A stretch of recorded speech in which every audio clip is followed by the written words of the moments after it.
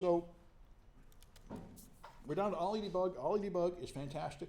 I've sure had a lot of fun using it. Capture the flag competitions, I highly recommend them. This helps me get problems. In fact, I'm going to probably add it to the homework. The problems from the capture the flag are actually much more useful for beginners than the ones in your book, which are actually like real malware and a little more complicated. So OllyDbg's been around for a long time and originally used to hack Windows programs, to do things like remove the product key and the copy protection and stuff from Windows games and develop exploits.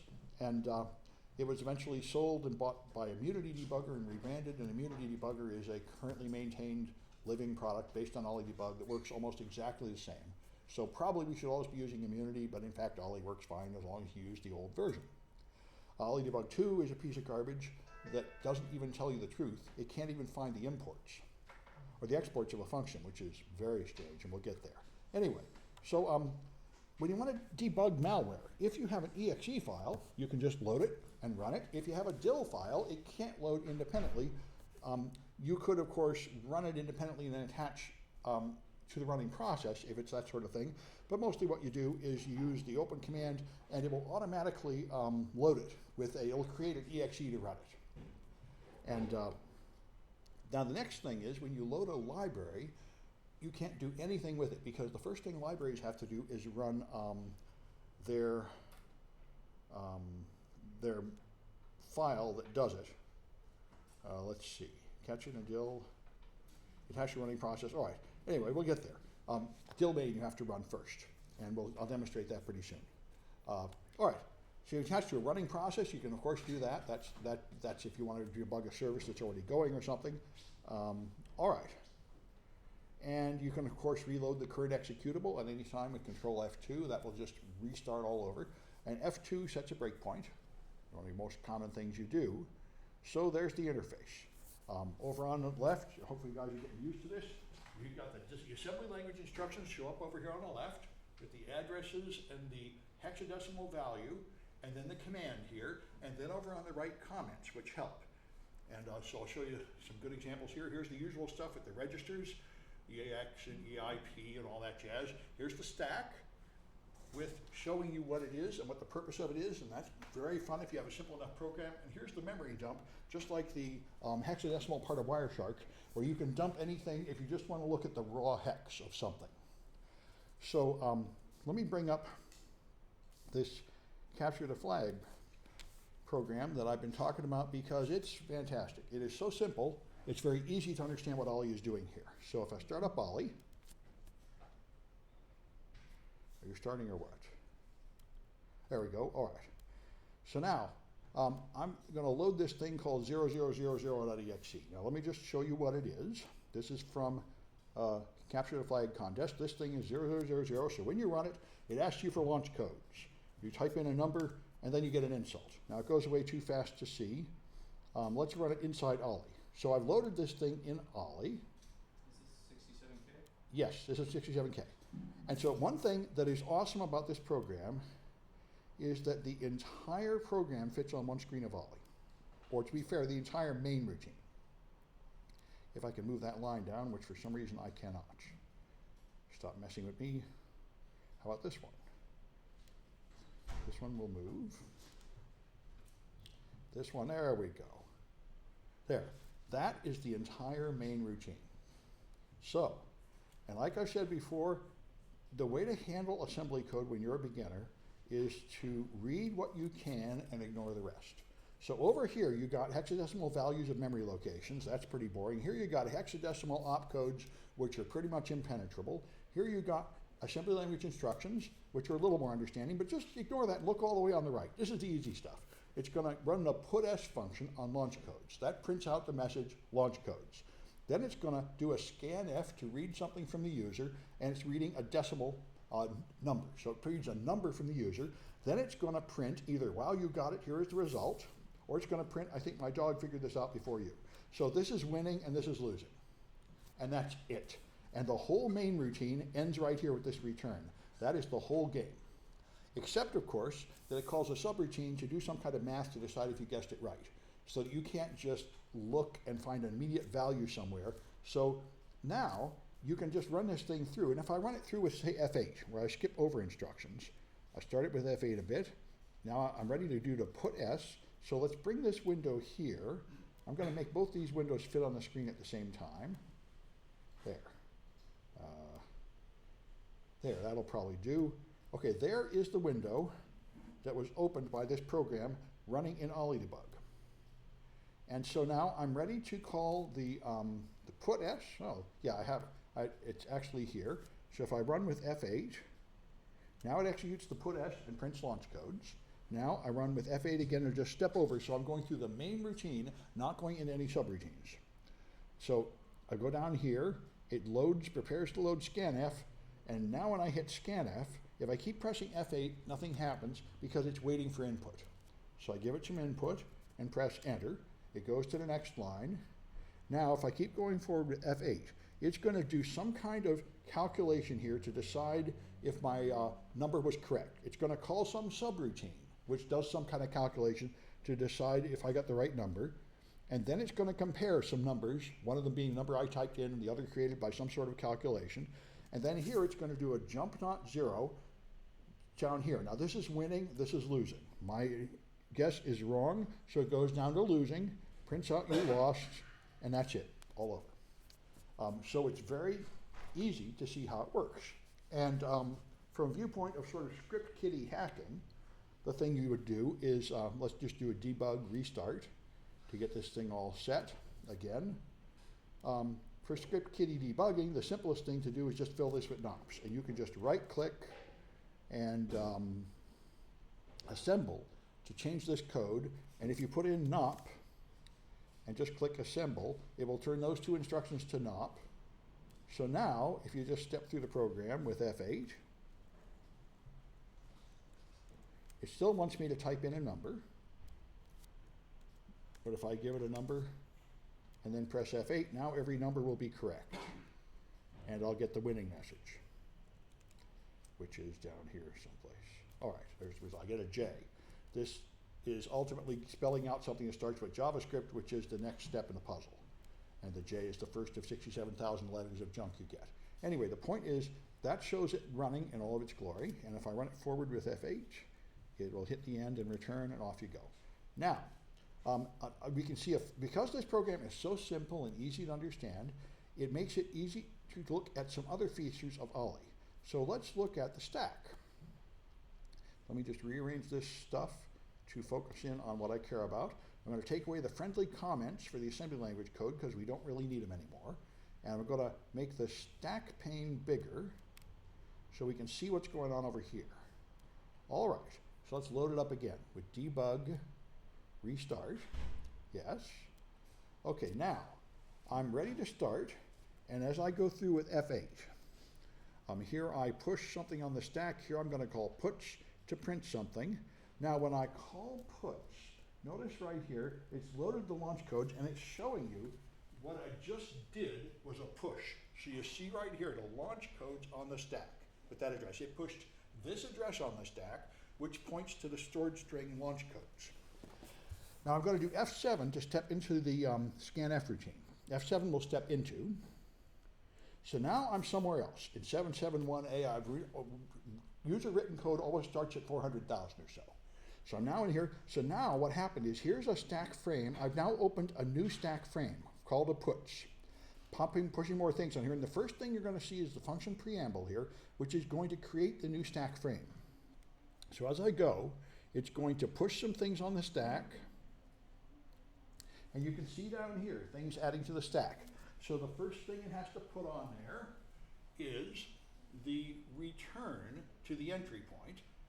And here's the return to that 771A0, so it's going to call something else. But anyway, up here you'll see the return to various things here. Return to NTDIL, return to kernel. Those are the stored return values for each module you enter. And if you just keep going with F7, it will go down here, do some kind of calculation. I think it's going to call yet another subroutine. There, it called something else. And I think created yet another stack frame. You see this, the stack gets bigger and bigger as it pushes frames up. Now it's finally done and it's returning. So if I just hold down F7 or press it repeatedly, it calls things and returns, and eventually it's going to return back to the user-defined code up at around 40,000. And you see the stack going down and up and down and up and down and up and down. That's the reality of how programs run. Into a subroutine, out of a subroutine. Now if I do F8, it'll skip up a little bit faster, and I'll eventually get back to user code, depending on how deep I am. All right, and I finally made it back to where it's waiting for input. So you can just see how it uses the stack here, and that's the idea. It should be very easy to understand how Windows programs work and make changes, like removing product keys and things like that. Unless they have more complicated code written to make that harder, and that's of course the endless race. Like early games just had a key right there you could see, and as time goes on, things like Microsoft activation keys get more and more complicated and more obscure, so they make it harder to do this, of course. So, all right, you've seen how to disassemble data. You can modify registers to a stack by right-clicking them. You can edit the binary directly in the memory dump, just replacing numbers with other numbers if you want to. All right, and you can view the memory map. And if you do, you'll see all the sections that it has. Let's do this in the thing here, view memory. All right, by the way, this thing tends to have tiny unreadable letters. It's a good idea to click appearance, font, OEM fixed font. That makes it a whole lot easier to read. All right, so this one, that's why I love this thing. This thing is so simple, that is the whole memory map. So here's the stack of main thread. Then you have a PE header, imports code and data. Then you got in for something here. And these are system code. So this must be the code they've written, owned by zeros. Oh, that's the name of the file, 0000, that's right. So this file only has a header and 3 sections, code, data, and imports. And here's the other things there, and that's the whole story. So you can see it. And like I said, the user code is here around 400,000. That's where it'll typically be, although that's in hexadecimal, so it's not really 400,000, it's 400,000 hex. Instead of 4 times 10 to the 5th, 4 times 16 to the 5th. But anyway, all right. That's the memory map, so you can see where you are. And you see the EXEs and any DLLs it used will be listed there. All right. And then there's rebasing, of course. Remember, some DLLs try to load at the same address as another DLL that's already in there, and if that happens, they have to move it to another location. So they take the image base from the PE header, and they use the information in the, it's not detours, I've forgotten the term, there's a special section just to include the information it needs to rebase. Anyway, EXEs that support address space layout randomization, of course, will be relocated all the time, which is the whole point of it. Rebasing, so that's the game. Windows has made most of their DLLs have different base addresses to avoid this, but third-party DLLs often all have the same address and get rebased. They keep making a big deal about how this wastes time and is inefficient. Kind of hard for me to believe it could be a significant amount of time, but maybe it is. Just depends on how fantastically inefficient Microsoft is at it. I should mention the process that draws the Explorer, Windows Explorer that draws the visible windows is unbelievably messed up. It always has been. For example, when this capture flag went up with a folder with 67,000 files in it, I learned to make great effort never to open that folder in the GUI. Only control it from command line. If you open a folder like that in the GUI, your machine will freeze up forever because it takes Microsoft a long, long time to draw the graph. I remember I was once copying a lot of files and I had a window open and it copied incredibly slowly because I had to keep updating the list in the GUI. When I close that window, it goes like the wind. So this is why the Linux people always resisted having the GUI and did everything at the command line and sneered at Windows people using the mouse all the time, because it really is expensive to maintain that pretty graphic thing. It's a resource hog, and you should be aware of that. Anyway, so like I say, every program, the user-written code thinks it's at 400,000. It isn't really. It's rebased anywhere it has to go. But the other thing worth knowing here is when you try to rebase, it depends on whether you use relative addresses or not. So the first instruction there references EBP plus a variable. Next one is EBP plus a variable. See, that's good. Those can be located anywhere because EBP will just point to the base of the stack wherever it is. But that jump to a location, 402.120, that's a hard-coded number, and that's something that's going to have to be changed if the code is relocated. And that's what's stored in that extra section, all the changes that have to be made when I load this. In a sense of sort of self-model. That's it, reloc. So DILs have a list of the fix-up locations, which means if you move this DIL, you now have to adjust all those addresses. And that's the thing that they say makes it less efficient. It has a lot more work to load the DIL now. All right. So here's a reloc section in this DIL. This is a device metadata parsers, some DIL I found. And you see it does have a reloc section here, in addition to text, data, and resource. So that's called rebasing. You can remove the reloc section, but then that DIL cannot be relocated and must be loaded at its base address. I'm not sure why you'd do that, but it is an option. And they say reloading DILs is bad for performance, so it's a good idea to give your DILs non-default locations so they're less likely to collide with things that other people wrote. So here's an example of DIL rebasing. DIL A and DIL B here, both would like to be at 100,000. And you can tell here, this one actually got to be at 100,000, DIL A.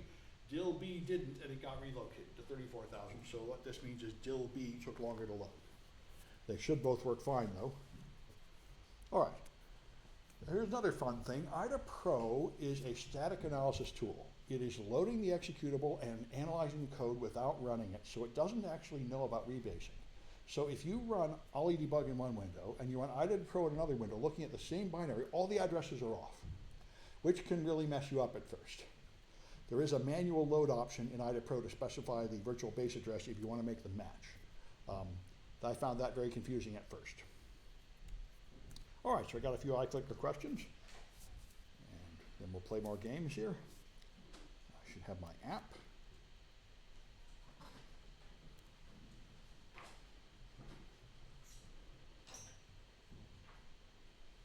Yes, all right. Oh, it's over here, okay. That'll do. All right, so where is the stack?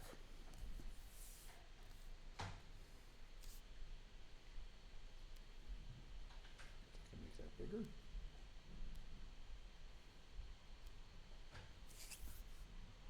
Which part is the stack? Looks like the answers are in. I'll quit at 25.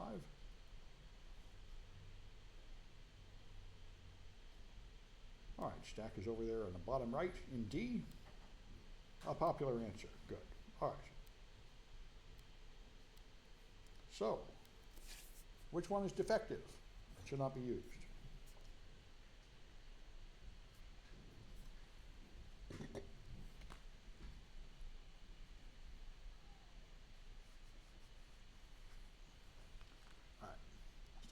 Votes are in, I'll quit at 20, I guess. All right, that's OllyDbg 2. So you're going to talk more about that, is that? Yeah, well, I'll show you later. I don't think I'll bother demonstrating, but it's amazingly bad. It actually lies to you.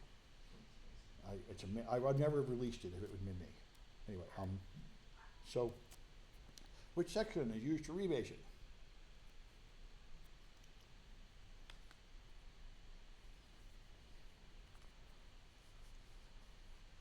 I think when I first prepared this course, I actually made a mistake of downloading the latest version and trying to do the projects in it, which is how I became aware of how useless it was.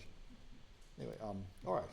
And so it's reloc, of course, a name that implies to what it should. Good. All right. Which one requires a manual load to handle rebasing?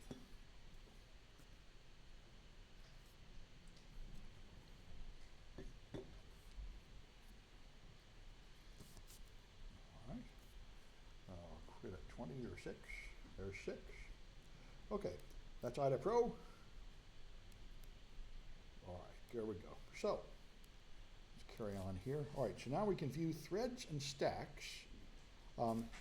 Threads is just another window you can see, and this is, you can now kill the threads one by one if you want, sort of like you might in Task Manager in Windows, but these are threads, not whole processes.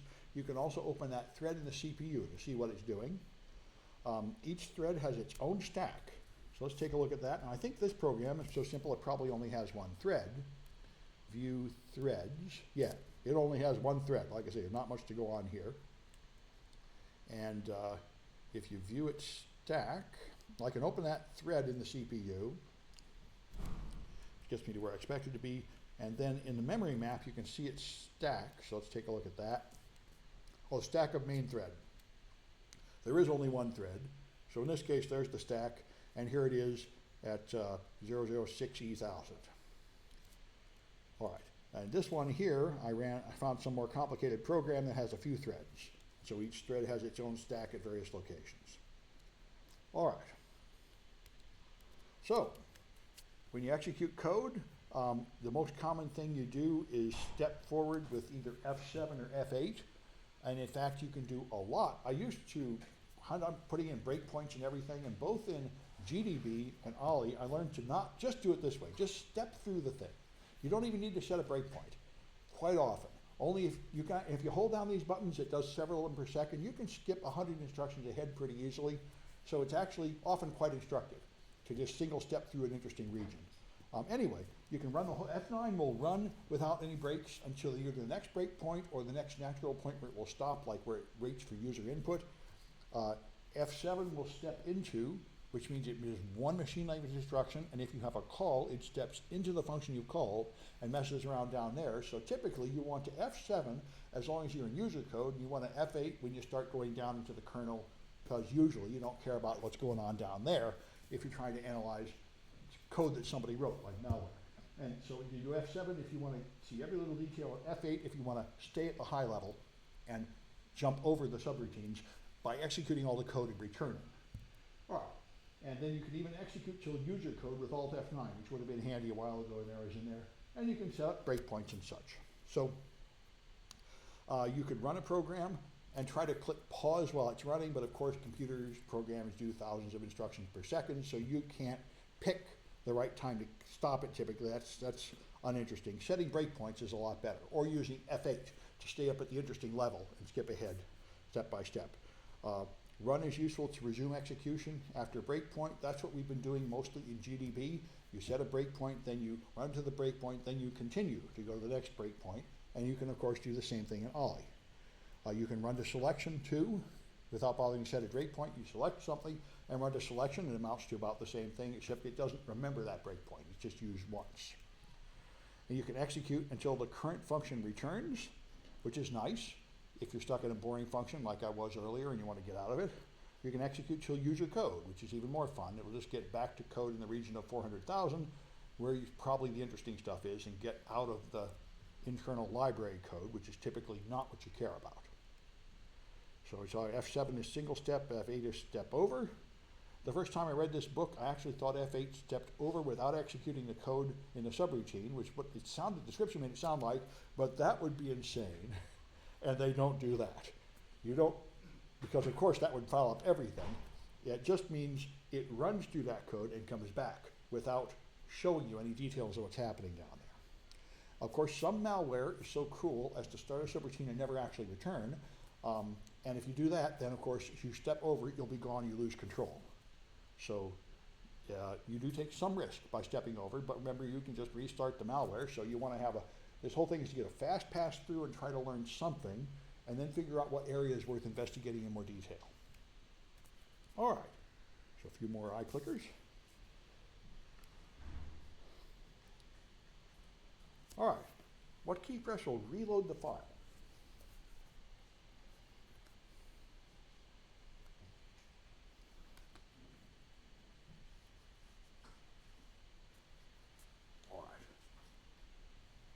Quit at 20. That's Control F2, of course, 2 key presses, so you don't, it's not that common that you want to reload the whole file. So it's not a simple function key. All right. What key press steps over?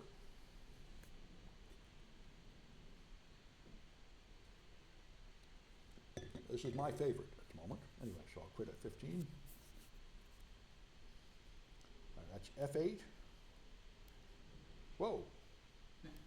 Okay, all right, that was goofy. F8 is a popular answer. All right. So, how do you set a breakpoint?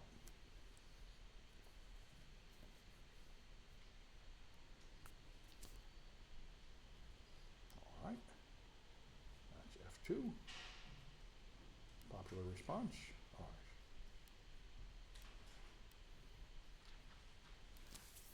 What section of the PE file contains user code?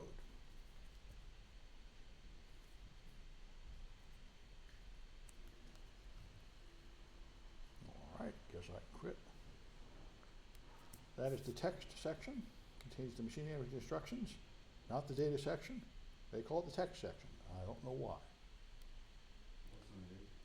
What's that? What's on the data? Things like strings that you refer to and images and such. Typically strings, you see. Things with addresses, like when you say launch codes, the launch codes is in the data section, and you have a pointer to it that you push on this thing. All right. And which key press causes the debugger to jump past instructions without executing?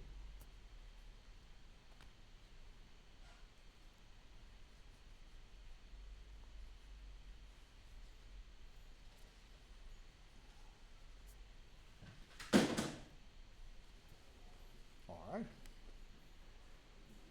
And none of those do that. Like I said, I was confused when I started the class. And what do you got? None of them do that. That's a crazy thing to do. You would almost never want to do that.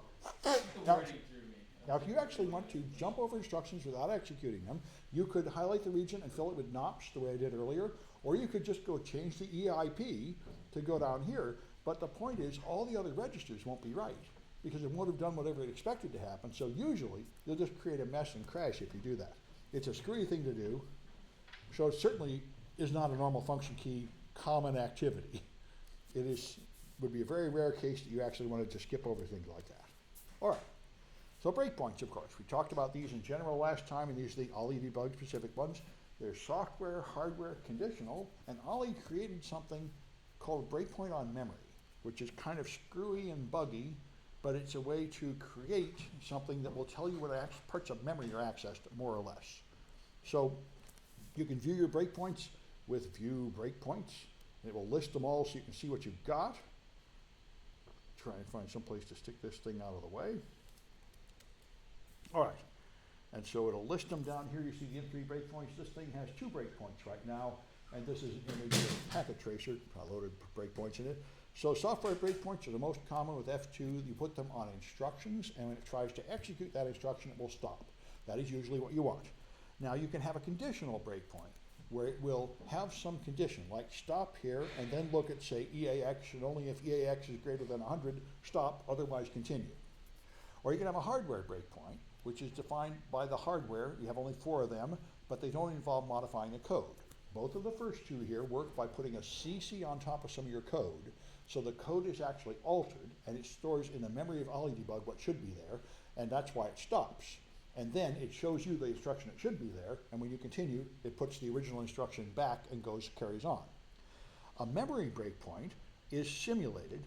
You can have memory breakpoint on access, read, write, or execute, or just on write to a certain memory address, which is pretty cool. You know, if you have some object like there's a string that's being created. For example, you could have some kind of decryption routine where there's a string that has the clear text, and it's going to decode something, put it in the clear text, and use it and then erase it. So I want to know which instruction first starts writing here. That's where it's decoding, and I'm going to stop there and then single step for a while to get the decoded stuff. So that's when this would be handy. The problem is, this is not a normal, easy thing for a processor to do, and Olly has to create it with a sort of screwy synthetic technique. Yeah. Like a memory address? Yeah, you can put a memory address, and when it tries to read or write or you execute that memory address, it will stop. What about the hardware? The hardware execution breakpoints are built in, and that's right, a hardware breakpoint, I think they can do that too. I forget, maybe a hardware here, we talked about it in general last time. That's actually built in the processor, the 4 hardware breakpoints. And I'm not sure if they're just execution breakpoints or if they can do access breakpoints. I think they might be able to. Anyway, by the way, if you make breakpoints and close Olly and open the file again in Olly, your breakpoints will come back. It's saving a config file. So be aware of that. That could drive you nuts. If you think you're going to get rid of your breakpoints by starting over, it's not going to work. You have to actually open the breakpoint window and delete them. But your software breakpoints, like I see, these are handy if you want to have a decoder. Like you might have some kind of thing that's going to push something up and then call a string decoder. Then I would like to break before anything else happens so I can see it. All right. So you put a breakpoint at the end of the decoder routine, run the thing, it will decode and stop, and you get to see what the decoded stuff looks like before it's used. This is quite handy. This is certainly something I do all the time with obfuscated PHP in layer 7 malware that runs on web servers. The PHP is a mess, so I just put in only the first half of it where it decodes itself and then stop.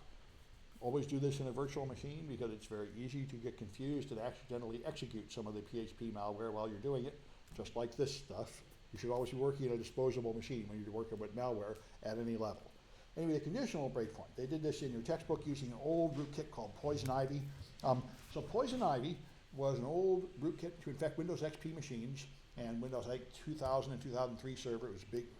And so turns out that most of the memory allocations are for other purposes, but there's one point where it actually allocates memory to house the shellcode it's getting. And you'd like to see that. So if you break at every time it calls alloc, it'll just constantly break and drive you nuts. What you want is you only want to see alloc when it's allocating more than a certain number of bytes. And that's what a conditional breakpoint is good for. So you put a normal breakpoint at the start of virtual alloc. Here's the stack when it hits. When it hits, you have a series of values on the stack because it's going to call it, and the third one here is the size. So this is allocating 29 bytes on the stack, 29 hex 41, and that's boring. That's some little thing that doesn't matter. So here you put it, in this example, use ESP plus 8 greater than 100. So unless it has more than 100 in that value for size, I don't care. Just carry on. And now you'll be able to get the part that grabs the shellcode more easily. All right, so hardware breakpoints. Don't allocate anything, and you can allocate them to take effect on execution. I'm not quite sure what other options you have, but you only have 4 of them at a time. All right. You can also set your Olly to use only hardware breakpoints, which is what you might have to do if you discovered that the malware is obfuscating and screwing up breakpoints. Like it is verifying the code so that CC overwrite is detected and causes it to not show you the interesting behavior. So you can switch to only hardware breakpoints, and you'll only have 4 at a time, but then you won't be altering any code. So memory breakpoints are kind of insane. You can break on read, write, execute, or any access of a piece of memory, and you do it by right-clicking a memory location and then breakpoint memory on access. The only problem with this is getting very far from what the processor does natively. So the way Olly does it is it sets conditions on that block of memory, which will cause exceptions when that block of memory is used. And then it will have kind of a lot of garbage to clean up, I would think. You make it non-executable, so when you try to execute it, it'll break. Then you're going to have to turn it off to be non-executable, go to the next instruction or something. And so I say this has high overhead and could well foul up on you, as you can imagine. It's a synthesized thing. You know, the Python in Olly is trying to manipulate the conditions of the memory to trick it into stopping under a certain condition. And you can see that would be cool, but I would be pretty likely to fail if anything slightly unexpected is happening there. All right, so DLLs. You can set memory, if you want to know when a DLL is used, for example, you could go to the DLL's text section and select a memory breakpoint on access and then run until it accesses that location in memory, and then you'll know when it uses that DLL. So that's a fair case in which this might help. All right, a few eye clickers about that stuff. And a whole section after this, so I think we'll take a break after this. All right, let's get this thing listening. All right. What kind of breakpoint do you get when you press F2?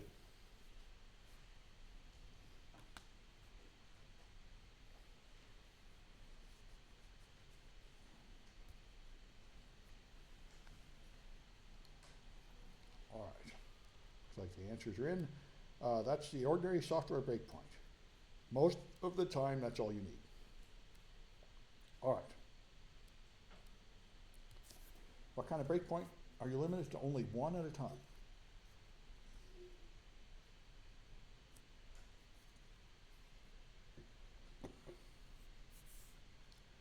All right, no. That's the memory breakpoint. That strange synthetic thing.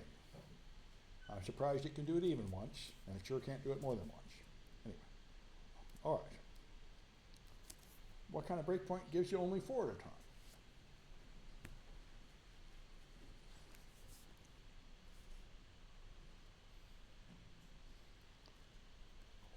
All right, looks like the answers are in, and that's, of course, the hardware breakpoints.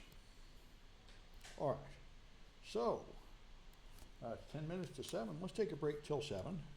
Take a chance to stretch your legs. This is 126, Chapter 9.